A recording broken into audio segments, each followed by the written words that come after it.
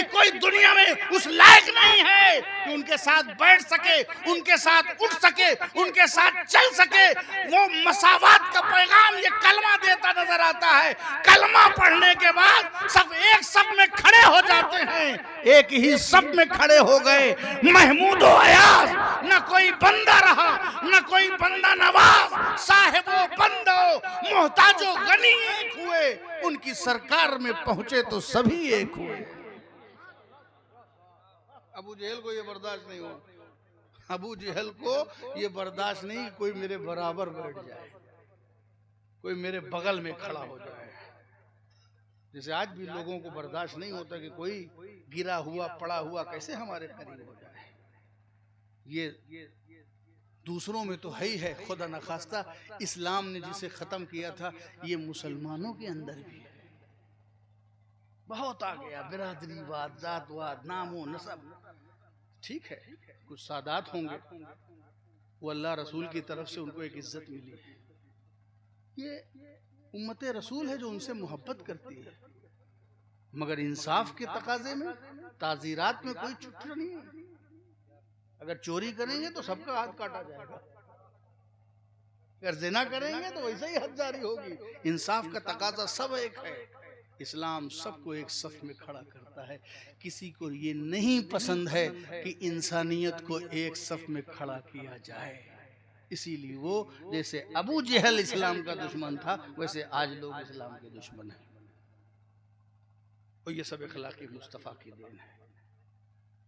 पूछा गया, ऐ आयशा इखलाक़ मुस्तफ़ा के बारे में बताइए, तो हज़रत आयशा ने कहा, काना खुल्क़ुहु कुरान, मेरे नबी का इखलाक़ कुरान था। इखलाक़ क्या था? कुरान था। कुरान सदाकत वाला, इखलाक़ सदाकत वाला। कुरान में ईमान है, इखलाक़ में ईमान है। कुरान में हिदायत है, इखलाक़ में हिदायत है। कुरान मेरे नबी की सीरत का आईना, और नबी की सीरत कुरान का आईना। दोस्तों अजीजों, ये मदरसे, ये दरसगाहें, ये आमिना मोमिनात, ये सारी चीजें, इसमें इखलाकी तालीम दी जाती है। ये हदीस की किताबें में आप पढ़िए, सब इखलाक है, रसूल का किरदार है। ये फ़िक़्ह की किताबें पढ़िए, हराम और हलाल से बचना क्या, ये इखलाक है, ये किरदार है।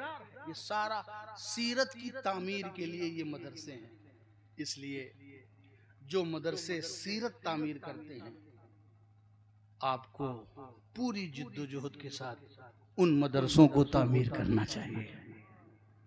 जो मदरसे कैरेक्टर तामीर करते हैं, आपको चाहिए कि उसमें भरपूर ताउन करें और उसका साथ दें। क्योंकि आप मौलाना मेहंदी साहब का साथ नहीं देंगे, मौलाना मेहंदी साहब तो उसकी वजह से एक इज्जत पाएंगे, नाम पाएंगे, शोहरत पाएंगे, मगर ये भी इनका मकसद नहीं है। ये दीन का जो भी काम किया जाता है वो नाम और नमूद और शोहरत के लिए नहीं किया जाता। गौसे आजम को इसकी कोई फिक्र नहीं है कि दुनिया हमारे बाद कितनी 11वीं मना रही है, वो कितना शोहरत दे रही है, उनको उससे कोई लेना देना नहीं है। उन्होंने जो भी दीन का काम किया है अपनी आखिरत को संवारने के लिए और रसूलुल्लाह की गुलामी को कामिल अकमल करने के लिए। शोहरत तो उसका साइड है, वो तो मिलना ही मिलना, इज्जत उसे मिलेगी, शोहरत उसे मिलेगी, लेकिन बुजुर्गों का मकसूद और मतलूब न शोहरत है, न इज्जत है, न दौलत है, खालिस रज़ाए इलाही। तो हम सबको रज़ाए इलाही के मुताबिक काम करने की ज़रूरत है और अपने इखलाक को, अपने किरदार को, क्योंकि इखलाक और किरदार के ज़रिए ही हम दुनिया के सामने अपना तारुफ करा सकते हैं। मैंने कहीं अर्ज़ किया था कि हम किसी को भी इस्लाम की तरफ बुलाएंगे, पहले कुफ्र की दुनिया को जब दावत देंगे तो हम कुरान पढ़ के नहीं दे सकते, मानते ही नहीं, हदीस पढ़ के नहीं दे सकते। हम कंसंट्रेट करेंगे, मुतवज्जे करेंगे, किसी को अपनी तरफ माइल करेंगे, तो सबसे पहले हम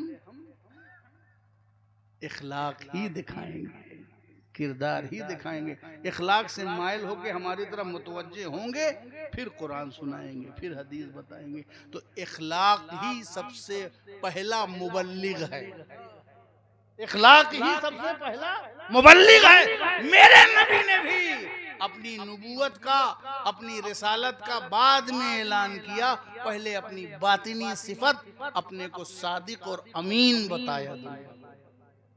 ये नहीं कहा मैं रसूल हूँ, फौरन खड़े होकर कहा मैं नबी हूँ। ये कहा कि ये बताओ ए अहले मक्का, ये बताओ कि अगर तुमसे कहूँ कि पहाड़ के पीछे एक लश्कर है तो मानोगे? सबने कहा मान लेंगे। ये ना आयत का नाम है, ना ये हदीस है, ना ये आयत है, ना ये कुरान है। क्या मनवाया कि मैं सच्चा हूँ कि नहीं? सबने कहा आप सच्चे हैं। अच्छा, जब मान लिया सच्चा तो ठीक है, अब मैं पैगाम दे रहा हूँ, अब इसको भी सच्चा मान लो, अब इसको भी सच्चा मान लो। तो पहला मुबल्लिग हमारे जज्बात के तहत भी, किरदार के तहत, पहला मुबल्लिग सदाकत है। सदाकत और अमानत ये मोमिन की दो खूबियां हैं। और रसूलुल्लाह ने इसका बड़ा अच्छा, अपना सादिक होना था तो अपना सदाकत का एक नायब मुकर्रर किया,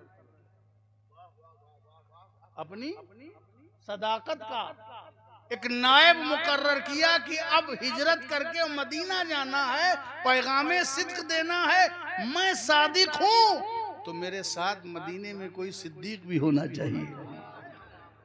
मैं सादिक हूँ तो मेरे साथ कोई सिद्दीक होना चाहिए। ये सब रसूलुल्लाह की स्ट्रेटेजी है, उनका मंसूबा है। हम सीरत सिर्फ तकरीर करने के लिए पढ़ते हैं, नहीं, सीरत सीखने के लिए पढ़ो कि रसूलुल्लाह की हिकमतें क्या हैं। अगर आप मदीने के लिए मौला अली को क्यों नहीं ले गए? रास्ते में इतना खतरा था। जुल्फ़िकार हैदरी जिसके पास है, जुल्फ़िकार हैदरी का जो मालिक हो जिसके आगे, तो खतरा इतना था तो हजरत अली को लेके जाना चाहिए था। क्यों हजरत अबू बकर को लेके गए? नहीं, हिकमत का तकाजा ये नहीं था। रसूल हम उम्र थे, हजरत अबू बकर रसूल के करीबुल उम्र थे और समाज उनको जानता था, जमाना तिजारत के जरिए उनको जानता था, समाज में उनका एक नाम था, उनकी अपनी एक रिस्पेक्ट थी।